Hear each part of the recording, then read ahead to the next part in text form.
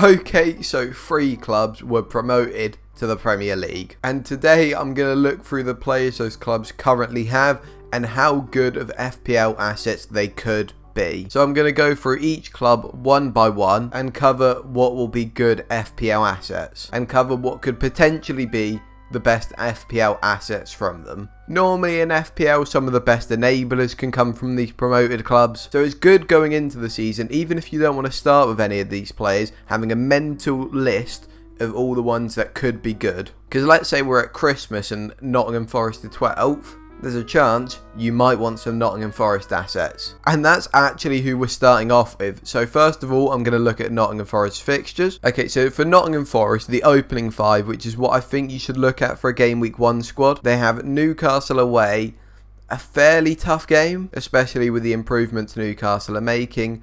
West Ham at home, again, I'd say about a similar difficulty. And then Everton away, which based on last season is an easier game, but it's still not one of the easiest games in this league. Then they have 2 horrible fixtures in Spurs at home and City away. And then here is where you may look to get in a Nottingham Forest asset if they've impressed you, because they have Bournemouth at home, Leeds away, Fulham at home. Then they've got Leicester, who are quite bad defensively, especially in underlying numbers, Villa, Wolves, Brighton. And then after that it is Liverpool. But they have a run there where they don't have any of the big 6 and they have 3 quite good fixtures. Now that said, who would their assets be if you were to buy from Nottingham Forest? Well, first of all, we've got Brennan Johnson, someone I'm sure you all heard of, was quite impressive in this season. Yeah, but looking at him, he quite overperformed his XG. Now, it's hard to tell with Brennan Johnson whether he's just a good finisher, which is possible, or this season he got a bit lucky because he doesn't have like a long history with a lot of data to work off. So yeah, I'd take this with a pinch of salt, how many goals he got per match. But I mean, his XG is still pretty good, and then his expected assists are also pretty good. So if I actually change this to per match, he has 0.29 expected goals per 90. Not actually per 90, they include injury time in their per match stat, but essentially 0.29 a game and 0.2 expected assists a game. So 0.5 goal involvements per 90 is fairly good, but you'd expect them to take a tick down with the promotion and playing at a higher level. So it's one to keep your eye on, looking at his underlying numbers in their first few games. Next up, we've got Sam Surridge, a January signing they made. And if we scroll down and look, first of all, 13 starts, 27 off the bench. He wasn't first choice at either Stoke or Nottingham Forest, which is a reason for all the sub appearances. But currently, with Keenan Davis not yet re-signing and Lewis Grabban not getting any younger, there's a chance more minutes would be available for him. And he's someone who'd definitely be on the watch list as like a 5 million striker. I can't imagine him being like any more than that. So a very budget striker who might get decent minutes. So if we look at his XG here, 11.74, and he slightly underperformed it. That is something fairly consistent from Sam Surridge throughout his career, is that he ever so slightly underperforms his XG, and then XA of 2.7, so he overperformed that. If we change this to per match, he has a 0.065 expected goals. Now it is important to note that with a lot of sub appearances, you can have better per 90 stats, because you're coming on against tired defences, and you're there to make an impact, especially if you're an attacker being brought on. Because normally when they're bringing on an attacker, the team's chasing a game. So you're fresh legs against a tired defence, and your team is probably chasing a game. So obviously it's more likely they're going to be creating more chances for you. And then 0.15 expected assists. So together that's 0.8 expected goal contributions a match. But if he were to get consistent minutes and not a lot of sub appearances, you'd expect that to take a tick down, but a budget forward and one I'd have my eye on. Next up, Lewis Grabban, who I think is officially still not re-signed with Nottingham Forest. I know his contract did end at the end of this season, but I think Forest are keen on re-signing him. Anyway, Lewis Grabban, he's quite old. He's currently 34, but last year, more towards the beginning of the season, he was getting a lot of minutes. As you can see here, he got 13 XG, 12 goals.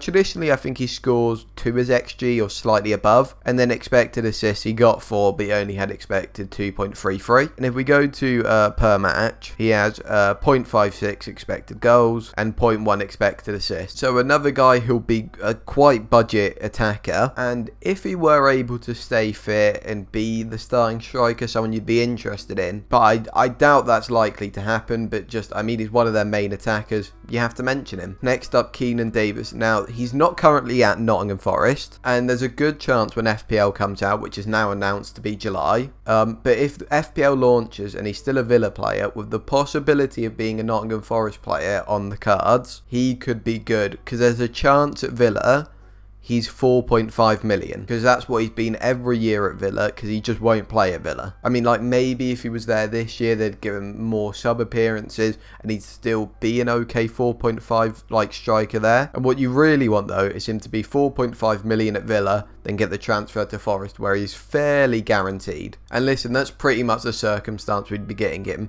because if we look here, 15 appearances, 5 goals, but only an expected 3.7, and then 2 assists, although with an expected 3.3 assists. So I mean, if we go to per match, if you tot up his expected goals and his expected assists, they go over 0.5, so over 0.5 goal contributions a game in the Championship, fairly good. But Keenan Davis is one that we're really going to be looking at if he's that budget striker. Unfortunately, I feel even if he's at Villa, there's a chance FPL might look at it and just to be cautious price him at 5. But he could make the 4-4-2 or even maybe like a 5-4-1 or a 4-5-1 a lot more viable. Next up for Nottingham Forest, we've got Tewa Awoniyi. I'm not sure how to say it. I've not actually heard it be said out loud yet. But what I do know is he looks like a decent striker. Last year at Union Berlin, he got 15 goals in 31 matches with an XG of 0.6 per game, or per 90 even, and he got a 0.09 XA per 90, so pretty much 0.7 expected goal contributions per 90 in a good league. And if he comes in,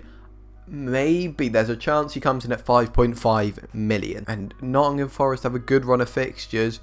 I'm looking at him, because 15 goals in the Bundesliga is quite good. Obviously, you'll hear all this and that about Bundesliga tax, which, I mean, I think to an extent exists. I think for any guy to pick up your life and move, like, to a different country, there will always be an adaptation period there in any walk of life, not just football. So there's a chance he doesn't come in and hit the ground running. But I think here, you can clearly see with these numbers, the amount of goals he scored, he's a good footballer. So he's one I'll have an eye on.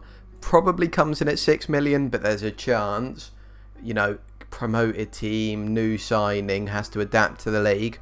5.5 could be on the cards. And then finally for Nottingham Forest, I wanted to look at a defender in case they got good defensively. I say got good defensively in case they were good defensively next year. And that man is Max Lowe. And that's just because right now he's probably the most attacking defender at the club. But I don't think Max Lowe would actually be the guy you got in. I think it'd probably be the Jed Spence replacement, whoever that may be. Maybe Nico Williams has been talked about. I think he'd be a great option if he's playing right back in that back three. Whoever it is, the wing backs in a back three bomb up and down a lot. And obviously for Forest last year, they played Jack Cole back at the end of last year, who kind of came inside more and didn't run that channel. But if we look at Max Lowe, his expected assist was 2.05. If we change that to per match, that was 0.1 a match, and then 0.04 expected goals a match. And then obviously I don't have him on the list here, but Dean Henderson, I can't really show you in stats why Dean Henderson might be good. It's just we know it's Sheffield United. It was a good FPL asset. He got a lot of bonus, a lot of save points, and a lot of clean sheets there. But I think with a promoted team, the keeper, you always have to be wary of. But obviously, there's always the upside. With a keeper as good as Dean Henderson especially, they could rack in those bonus and save points. Anyway, that's it for Nottingham Forest. Moving on to Fulham and their possible assets for FPL. First of all, let's look at the fixtures. They start off with Liverpool, which is horrible. Then Wolves away, who, I mean, they were good defensively for the beginning of last year, but by the end, their underlying numbers were so far off what they were doing. They should have conceded 16 more goals than they actually did. Like, there was still a fairly good defence in underlying numbers. like about league average, I think it were, but they weren't the defence that they were made out to be. I think Jose Sarr had like 8 goals prevented. For context, I think Alisson has like 2. Some may say that's unsustainable, and I'd probably agree. But so them next, which I mean could be an okay fixture. Brentford at home, which I mean, as good as Brentford were last year for a newly promoted club, it's still one of the better fixtures. Then Arsenal away, then Brighton at home, which is a okay fixture. Then you got Tottenham away, Chelsea at home. Then you got Forest away. And this is probably, Forest away is probably when you'd be looking to buy, because they then have Newcastle, West Ham, Bournemouth, Villa, Leeds, Everton. So if you were looking to get in a Fulham asset, the first one we're going to be looking at here, Harry Wilson. Harry Wilson, I'm sure we're all familiar with the season he had. Put up 10 goals and 19 assists. Something important to mention here, he had an expected goals of 12, which he slightly underperformed, but an expected assists of 12, meaning those assists came from other players in his team being good finishers, namely Mitrovic, who we'll get onto in a second. But yeah, if we look at these per match as well, 0.3 expected goals, 0.3 expected assists, so putting up about 0.6 expected returns in match. He's a guy on set pieces. We've seen him score direct free kicks a number of occasions. Yeah, no, but he's the biggest creator in that squad, and his expected goals are actually pretty decent. Next up, we got Cabano, who is for most of the year the starting like left winger. Now I think it's Solomon who's coming in from Ukraine. Where is it? Shakhtar. He's coming in from Shakhtar Donetsk, and he looks to be quite a good player. I'm not really familiar with him, but he seems to be a bit of a talent. I don't know, he might be, is he a tad too old to call a talent? I mean, he's a talented guy. Yeah, but if we look here at these numbers, 10 expected goals with 9, and then 4.58 expected assists. We shift this to per match, it's 0.34, 0.15.